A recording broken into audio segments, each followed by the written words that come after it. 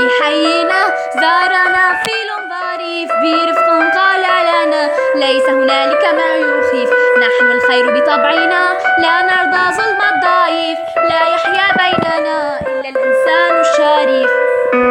في حينا زارنا فيل ظريف برفق قال لنا ليس هنالك ما يخيف، نحن الخير بطبعنا لا نرضى ظلم الضعيف، لا يحيا بيننا إلا الإنسان الشريف. بابار فيل